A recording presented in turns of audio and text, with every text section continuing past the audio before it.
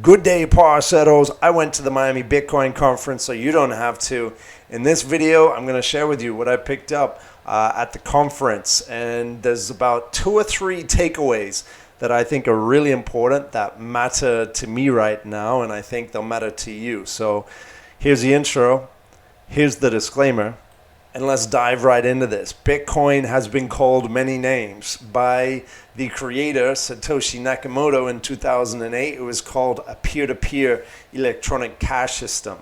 Since then, it has provided utility to a lot of different people in a lot of different ways. And at the conference, we heard people from Africa who were escaping the colonialist currencies that had controlled their nations, to North Korea, to miners, to investors, to everyone in between, who all kind of use Bitcoin in different ways. And we know that it's really began to prove itself as a store of value, but it hasn't shown itself as a medium of exchange, something that we're using every day, a peer-to-peer cash system, right? So the big announcement really came in the form of the Lightning Network, and that is that layer 2 technology that is being built on top of Bitcoin, and that provides that speed, that cash system, which I think was missing. And it seems like the next decade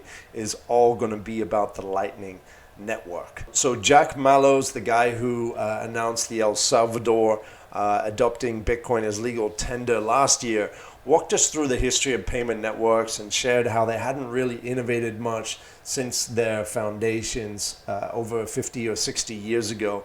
Even the Coinbase and the Crypto.com cards, they're using Visa payment networks, where everything we do in retail when we swipe our cards are still using these same systems that charge about 3% commission to the merchants. And we know that when you pay in cash, we'll give you a better deal, right? Because of these merchant fees that are required when we use their payment networks. So probably the biggest announcement from the conference was Strike starting to integrate into point of sale. Now those are the scanner guns at the checkout. They're going to be able to scan a QR code which will convert whatever currency you're using, transfer Bitcoin across the Lightning Network, and the merchant can receive it in the same way that they currently receive their other money, without using the traditional payment networks, the payment rails of Visa and MasterCard, and therefore avoiding all of those fees. This is pretty big, and through the partnerships with some of the largest point of sale providers and Blackhawk and alternative payment network, this is going to happen in these retail locations. It looks like it's about 1/6 of all retail locations in the US are going to have this pretty soon. So Bitcoin being accepted everywhere is one giant step closer. This is some pretty big news, because I think what's important to understand in this new technology is that the first movers who design a category, design a new way of doing business, end up dominating that category. And there's a fascinating talk called How to Be a Category King. Back in our real estate days, we weren't creating a new hotel, we weren't creating a new Airbnb, we were creating something in the middle, a new category of accommodation in between. Peter Thiel got on the stage. He was talking about value and velocity.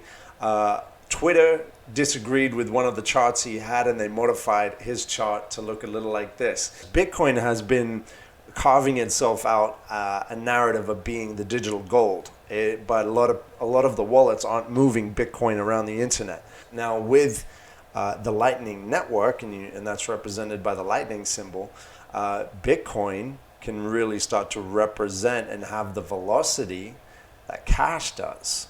And that is the game changer. We also heard from Cynthia Lummis, who is a United States Senator. She talked about regulation, shared her perspective about what she sees going on in Washington, D.C. We do know that regulation is coming within 6 months. The executive order said that we need regulation in within that 6 months, so we can expect regulation to come. I think that's a good thing. The general sentiment at the conference was that the institutions who want to put 1%, 2%, 5% of their portfolios allocated to Bitcoin need that regulatory clarification for them to do that. So that regulation will trigger a lot rushing in, a lot of value rushing into the Bitcoin network. She also clarified that the CFTC will be regulating commodities and the SEC will be regulating securities, and that BTC is a commodity for now. A lot of this is up in the air as they study, as they learn new words and make new definitions for words, because as we know, some of these cryptocurrencies and crypto tokens can be a token and a currency and a vote and equity and commissions. All types of different powers can be embedded, utilized with these programmable tokens. So she also mentioned the digital yuan. They're looking at that as what not to do, hopefully, because this is a direct-to-consumer central bank digital currency, which gives the Chinese central bank complete control and surveillance over what its citizens do with that central bank digital currency, how it's distributed. It's complete control.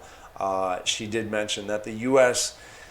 Is trying to be America and do it right, with freedom and privacy in mind. Hopefully that plays out. We'll see how it goes. This is the prevailing wisdom in DC that she said, and I'm actually going to show you the direct clip. As you know, currently the Fed provides US dollars to its Federal Reserve regional banks and then they provide it to banks. They also provide US dollars to like the IMF and the Bank for International Settlements and central banks around the world. That could still be true if we had a CDBC. That would be their audience for faster and cheaper transmission of US dollars. But I think the prevailing wisdom these days in the US Senate anyway is that be the limit of the use of a CDBC, that anything that is direct to consumer would be through a stablecoin type of mechanism that either is FDIC insured issuing, or in our bill we provide for 100% hard asset backed institutions could issue stablecoins. 100% hard asset backed FDIC insured stablecoin may be the solution to the money in your pocket that is currently losing purchasing power, 7 to 21%, depending on which stats you look at, every year. There was a lot of sentiment to be like, hey, let's use systems that are allowed to fail because we can see the pains that have been built up, and that's worse than allowing the system to correct itself along the way. Evangelize. Now, in every network, there's a core intention, a core desire to grow.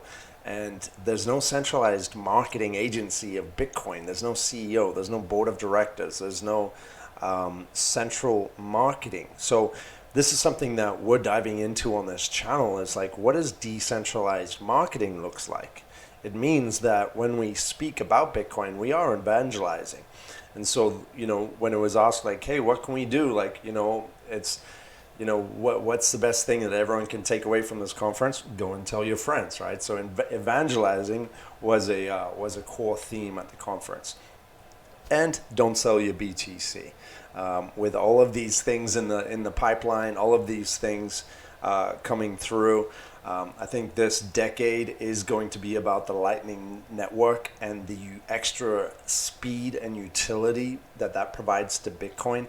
I mean, up until now, we're waiting 10 minutes for every block to be confirmed, and therefore the network every 10 minutes is like, hey, it's all A-OK, let's keep going. That's not good enough to be a true player in our hyper-speed digital economy, our unfolding digital civilization. So I think there's a lot of attention and utility coming to the Lightning Network over the next decade. We're currently at 200 million users for Bitcoin, about 2.5% of the world's population. I think that's coming up to around 250, 300. We'll see. We're on that cusp. We're on that tipping point where we're moving into mass adoption, and I think that's where things are getting very, very interesting. So I'm going to leave it at that. Those were my big takeaways from the conference. This is a fascinating time to be alive, and we're clearly very early for the changes that are coming. I think people are going to continue to FOMO in for wealth protection as well as wealth growth. I think institutions are going to FOMO in for the ROIs, the diversification that their buddies are getting. I think governments and politicians are going to FOMO in for votes. The people who understand this technology and are advocating this are becoming a very large voting base. And so we're seeing a lot of politicians who, yes, believe in the technology and the empowering freedom of these types of currencies, but you can definitely tell they're riding votes into the positions, and at this point I think that's a good thing. So we're going to see FOMO of all different kinds trigger, and this is going to be a very exciting decade. We're in the right place at the right time. See you guys in the next video.